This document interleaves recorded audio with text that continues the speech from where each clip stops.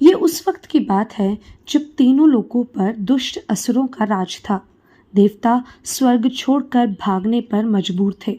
धरती पर हाहाकार मच गया था क्योंकि असुरों के राजा महिषासुर ने ब्रह्मदेव की प्रार्थना कर उनसे वरदान प्राप्त कर लिया था कि उसे कोई भी देव या मानव ना मार सके। अगर उसकी मृत्यु हो तो सिर्फ एक स्त्री के हाथों जिसकी सहस्त्र भुजाएं हों। थक कर हताश देवता पहुंचे त्रिदेव ब्रह्मा विष्णु महेश के पास। उन्होंने दिया आदिशक्ति पराशक्ति से मदद मांगने का सुझाव और फिर देवताओं ने की मां आदिशक्ति की आराधना। ओम आदिशक्ति पराशक्ति नमः। शूलेन पाहि नो देवी पाहि खड्गेन चाम्बिके घण्टास्वनेन न पाहि चापज्ञानि स्वनेन च। देवताओं की स्तुति आराधना से प्रसन्न होकर फिर आदिशक्ति ने उनकी रक्षा करने और असुरों का अंत करने का वचन दिया और कात्यायन ऋषि के आश्रम में उनकी पुत्री कात्यायनी के रूप में अवतार लिया। ओम नमः शिवाय। ओम नमः शिवाय। ओम नमः शिवाय। ओम नमः शिवाय। इतनी मधुर आवाज, ऐसी अद्भुत काया, इतनी सुंदर स्त्री तो मैंने देखी ही नहीं।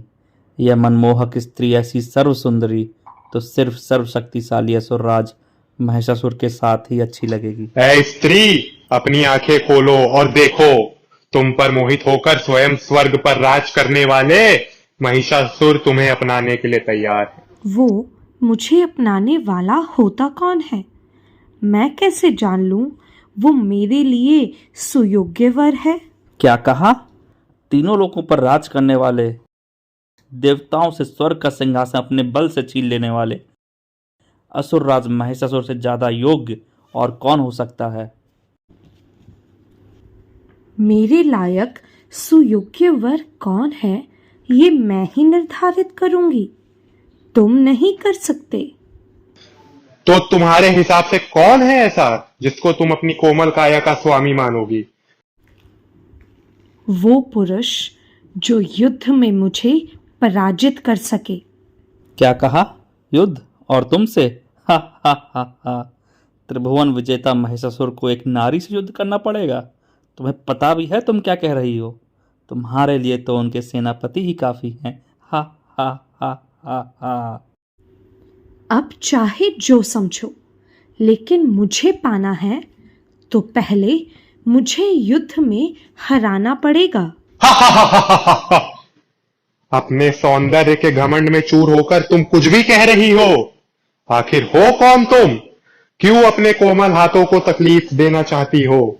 मैं आदिशक्ति पराशक्ति विंध्यवासिनी हूँ। नवदुर्गा के रूप में घर घर में आती हूँ। मैं ही हिमावन की पुत्री यानी शैलपुत्री हूँ। हिमालय की शांति पवित्रता और दृढ़ता लिए नवदुर्गा का पहला स्वरूप। तो क्या हिमालय की पुत्री होने से तुम्हें लगता है कि तुम असुर राज महिषासुर को युद्ध की चुनौती दे सकती हो? उनका बल हिमालय को भी झुकने पर विवश कर देगा।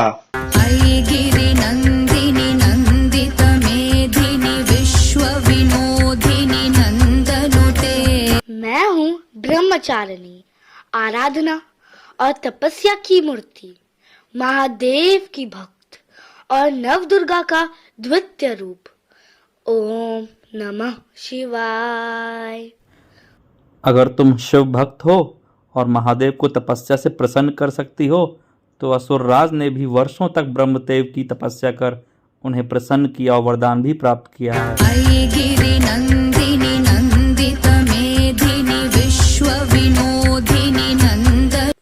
मैं हूँ चंद्रघंटा, जिसके आशीर्वाद से तुम जैसे दुष्टों का सर्वनाश करने के लिए किसी अस्त्र की आवश्यकता नहीं है, बल्कि मंदिरों में सुबह शाम बजने वाले घंटे की ध्वनि ही पर्याप्त है।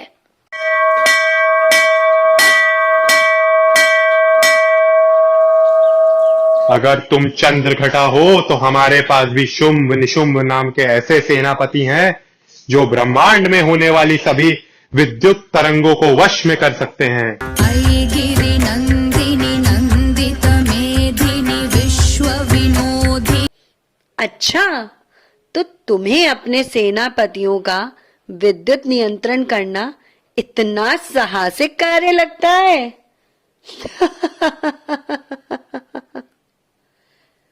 लेकिन मूर्ख, इस ब्रह्मांड में संचालित होने वाली सभी ऊर्जाएं मेरी ही ऊर्जा का अंश है। वो विद्युत तो उसका छोटा सा अंश ही है, क्योंकि सूर्य के मध्य में स्थित ऊर्जा को संचालित करती हूं मैं ही कूष्मांडा हूं। बस बहुत हुआ, यह व्यर्थ का प्रलाप। अब उठो और चलो हमारे साथ। तुम जैसी स्त्रियों को इतना बोलना शोभा नहीं देता। तुम्हारा काम है बलशाली पुरुषों की सेवा और संतान को जन्म देना। ऐगिरि नंदिनी नंदित मेधिनी विश्व विनोदी। उचित कहा। संतान को जन्म देना केवल एक स्त्री के लिए ही संभव है। यूं तो मैं ही समस्त संसार की माता हूँ, किंतु स्वयं देव सेनापति कार्तिकेय की माता होने के कारण मैं ही स्कंद माता हूँ। बस, अब और व्यर्थ समय नष्ट नहीं करेंगे। इस स्त्री को बहुत अभिमान है अपनी सुंदरता का।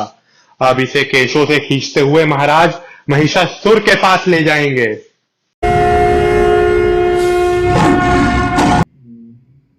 दुष्ट अधर्मी असुर, तुम्हारी इतनी हिम्मत कि मेरे केशों को छूने के बारे में सोच भी सको। अब यही तुम्हारा अंत होगा।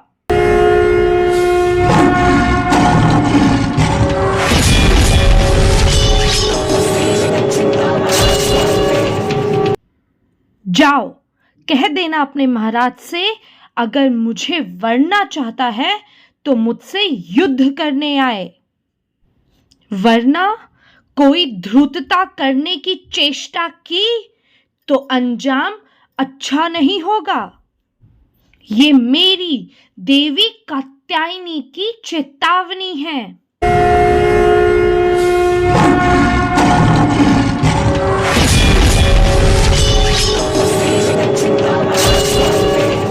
चलो। बहुत गर्व है तुम्हें अपनी सुंदरता का, और शुंभ निशुंभ को तुमने मारा तो बल भी अवश्य होगा तुम में।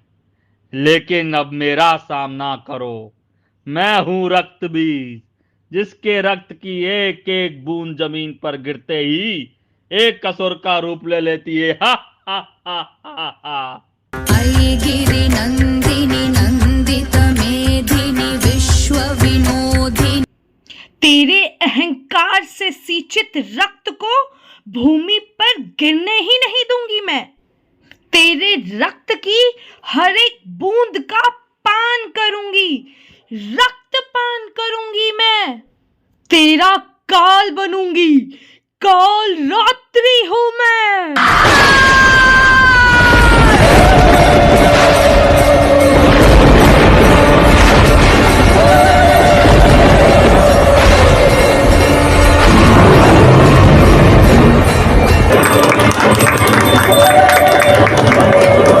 रक्त बीज के संहार के बाद मां काली को शांत करने के लिए सभी देवों ने अलग अलग कोशिश की। अंत में महादेव ने अपने शरीर को मां काली के मार्ग में लिटा दिया और महादेव को छूते ही मां काली का क्रोध शांत हुआ और उन्होंने महागौरी का रूप धरा। ऐगिरि नंदिनी नंदित मेधिनी विश्व विनोदिनी नंदनुते गिरिवर विन। महादेव की अलागनी शक्ति हूँ मैं। जहाँ दुष्टों को उनके कर्मों की सजा देना मेरा प्रथम कर्तव्य है, वहीं अपने भक्तों की रक्षा के लिए मैं सदैव तत्पर हूँ। इस देवी को हम सीधे तौर पर हरा नहीं सकते, लेकिन छुपकर तो वार कर सकते हैं ना। हाँ अवश्य, क्यों ना इस पर हम अपनी मायावी शक्तियों का प्रयोग करें। ऐगिरि नन्दिनि नन्दित मेधिनि विश्व विनोदिनि। इन शिशुओं की क्रीड़ा को तुम अपनी महामायावी असुरी शक्ति समझते हो? ये सभी मायावी शक्तियां मेरी ही सिद्धियों के छोटे छोटे अंश से उत्पन्न हुई हैं, मेरी ही सिद्धियों से सिद्ध हुई हैं। भला मेरा क्या बिगाड़ेंगी, क्योंकि मैं ही सिद्धिदात्री हूं।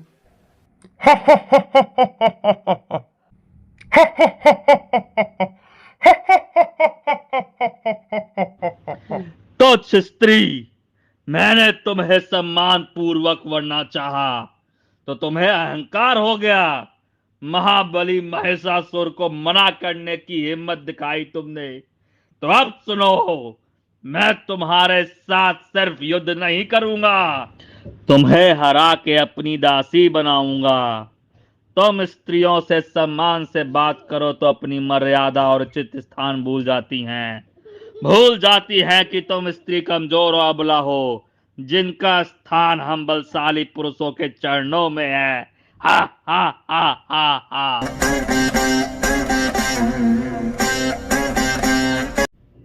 दुष्ट असुर, अपने बल और वरदान के मद में तुम्हारी बुद्धि भी एक महिष के समान ही हो गई है।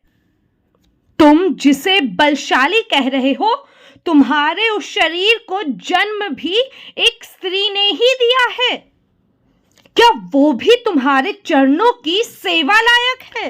तुम जैसे पुरुषों को, जिन्हें अपने बल के अहंकार में हर स्त्री अबला, कमजोर और असहाय लगती है, उन्हें उदाहरण की सख्त आवश्यकता है। सावधान महिषासुर, अपने अंत के लिए तैयार